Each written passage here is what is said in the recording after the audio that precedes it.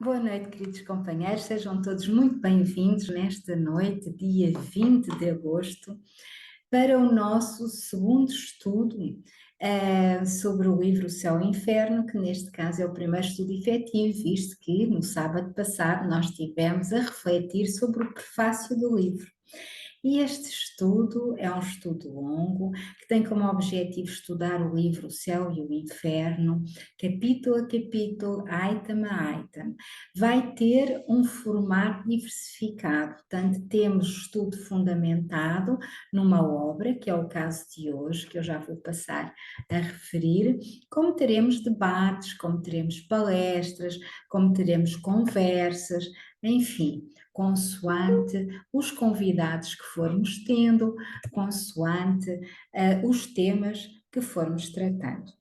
E hoje nós vamos falar sobre o capítulo primeiro, o futuro e o nada. E neste capítulo primeiro nós vamos nos apoiar no livro de Chico Xavier, Justiça Divina, que foi ditado pelo Espírito de Emmanuel. E logo na segunda página deste livro, Justiça Divina, diz-nos assim o autor: estudos e dissertações em torno da substância de O Céu e o Inferno, de Allan Kardec. Portanto, este livro, Justiça Divina, foi exatamente elaborado e o resultado dos estudos sobre o céu e o inferno, feitos em reunião pública por Chico Xavier, e onde em alguns desses estudos, em algumas dessas reuniões públicas, Emmanuel se manifestou e Chico psicografou e deu origem a este livro Justiça Divina. Nós hoje, ao estudar o capítulo primeiro, o futuro e o nada, vamos refletir do livro Justiça Divina e fundamentar o capítulo primeiro, item primeiro do Céu e Inferno, com o capítulo 65 de Justiça Divina, que se intitula Diante do Amanhã. E assim, queridos companheiros, e antes de avançarmos mais no que diz respeito ao estudo, eu convido a todos a fazerem uma prece, a elevarem o seu pensamento ao mais alto e a refletir sobre a nossa existência,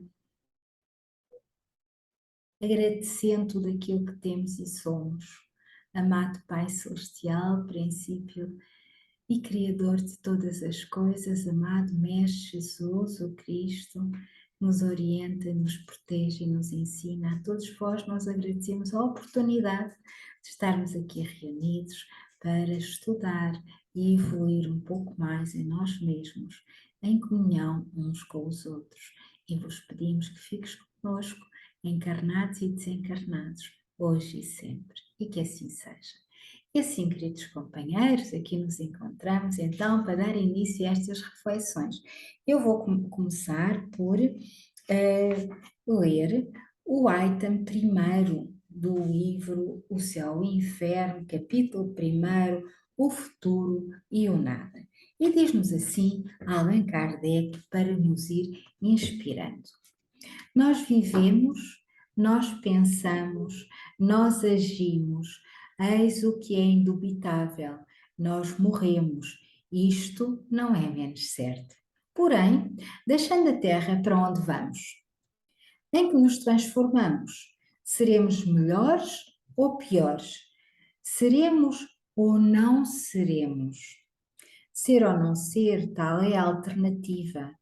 É para sempre ou para nunca? Tudo ou nada, ou viveremos eternamente, ou tudo estará acabado sem retorno. Vale bem a pena pensar nisso. Todo homem experimenta a necessidade de viver, de fruir, de amar, de ser feliz. Dizei àquele que sabe que vai morrer, que ele ainda viverá, que sua hora foi retardada. Dizei-lhe especialmente que ele será mais feliz do que o foi, e seu coração vai palpitar de alegria. Mas para que serviriam essas aspirações de felicidade se um sopro pode fazê-las desaparecer? Existe alguma coisa mais desesperadora do que a ideia da destruição absoluta?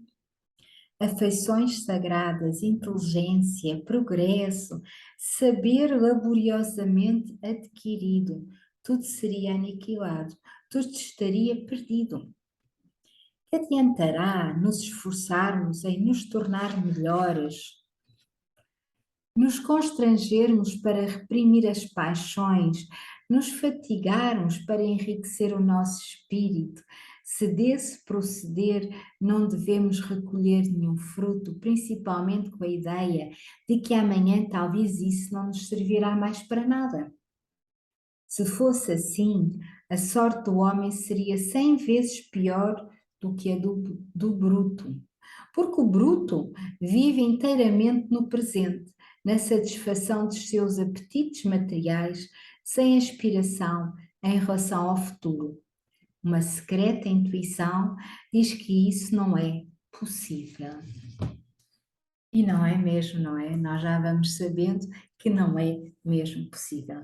Mas estas questões que aqui Allan Kardec nos coloca são questões que nós temos recorrentemente, são abordagens em que pensamos nesta intrincada filosofia da vida, mas à medida que nós nos vamos instruindo, à medida que nós vamos obtendo mais conhecimento, mais consciência e, portanto, mais responsabilidade sobre nós mesmos, sobre tudo aquilo que nos rodeia, sobre aqueles que estão connosco, não é? Que fazem a caminhada connosco, nós vamos obtendo respostas, nós vamos ficando mais serenos e mais harmoniosos, porque vamos tendo um propósito maior de vida e vamos correspondendo a esta intuição em nós que nos diz que nós somos mais do que aquilo que aqui estamos, não é?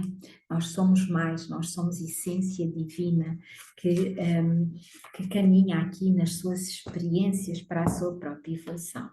E como vos falei, que este estudo hoje seria fundamentado no livro Justiça Divina, a psicografia de Chico Xavier pelo Espírito Emmanuel, vamos fazer a fundamentação daquilo que lemos agora do livro Céu e Inferno, item 1, capítulo 1, o futuro e o nada, de Allan Kardec, com o item 65, diante do amanhã, que foi uma comunicação recebida por Chico Xavier, ditada por Emmanuel na reunião pública de 16 de outubro de 1961. E diz-nos então Emmanuel, refletindo em reunião pública sobre este item que nós agora acabamos de ler e de ouvir.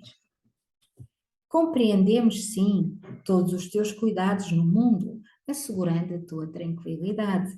Organizas com esmero a casa em que vives, proteges as vantagens imediatas da parentela, preservas apaixonadamente a segurança dos filhos, atendes com extremado carinho o teu grupo social, valorizas o que possuis, arranjas habilmente o leito calmo, selecionas com fino gosto os pratos do dia, defendes, como podes, a melhoria das tuas rendas, aspiras a conquistar salário mais amplo, garantes o teu direito à frente dos tribunais, vasculhas avidamente o noticiário do que vai pelo mundo, sabes procurar com pontualidade e respeito os serviços do médico e os préstimos do dentista. Marcas horário para o cabeleireiro. Escolhes com devoção o filme que mais te agrada. Examinas a moda, mesmo com simplicidade e moderação, como quem obedece à força de um ritual. Questionas sucessos políticos, discutes veemente os serviços públicos, tentas de maneira instintiva influenciar opiniões e pessoas, desvelas-te em atrair a simpatia dos companheiros, Observas a cada instante as condições do tempo, como se trouxesses obrigatoriamente os barómetros na cabeça. E nós todos nos vemos refletidos nestas palavras de Emmanuel, não é? Todos nós organizamos o dia da melhor maneira possível, cuidamos daqueles que amamos, daqueles por quem nos sentimos responsáveis, assumimos as nossas responsabilidades neste mundo, nesta materialidade, de acordo com aquilo que melhor sabemos e podemos, não é? Arranjamos tempo para tudo. E continua Emmanuel. Tudo isso, meu irmão da terra, é compreensível. Tudo isso é preocupação natural da existência. No entanto, não conseguimos explicar o teu desvairado apego às ilusões da superfície. Nem entendemos porque não dedicas alguns minutos de cada dia, de cada semana ou de cada mês a refletir na transitoriedade dos recursos humanos, reconhecendo que nada levarás materialmente do plano físico, tanto quanto, afora os bens do espírito, nada trouxeste ao pousar nele. Ainda assim, não te convidamos à ideia obcecante da morte, porquanto a morte é sempre a vida noutra face. Desejamos tão somente destacar que nessa ou naquela convicção ninguém fugirá do porvir. Disse o Cristo: andai enquanto tendes luz. Isso quer dizer que é preciso aproveitar a luz do mundo para fazer luz em nós. E assim, queridos companheiros, com esta belíssima reflexão de Emmanuel, que nos leva ao equilíbrio entre os nossos deveres na matéria, assumindo as nossas responsabilidades para connosco próprios, para com os outros que amamos e que nos foram confiados como família, para com os outros que são nossa família espiritual, para com todos, assumamos a nossa responsabilidade na matéria, mas também assumamos a nossa responsabilidade enquanto espírito, porque nós somos espíritos numa experiência de matéria. Nós não somos matéria numa experiência do espírito. E enquanto espírito numa experiência de matéria, assumamos a responsabilidade de alimentar o espírito em nós, de trazer a luz, como diz aqui o Cristo, andai enquanto tendes luz,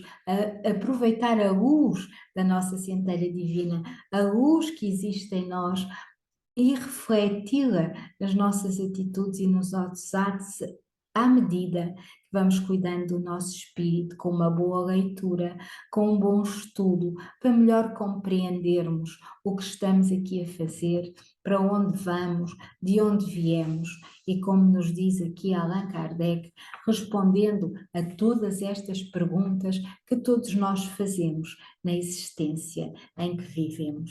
Que possamos assim trazer a luz, viver na luz enquanto temos luz.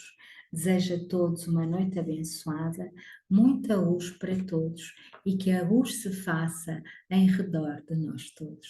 Até para a semana com o terceiro estudo deste livro, O Céu e o Inferno, e que a luz vos envolva e fique conosco, conosco e convosco, no nosso coração, no vosso coração, nas vossas casas, nos vossos ambientes e no mundo. E que assim seja. Uma noite abençoada para todos e até para a semana, se assim Deus o permitir. Boa noite a todos e gratidão imensa.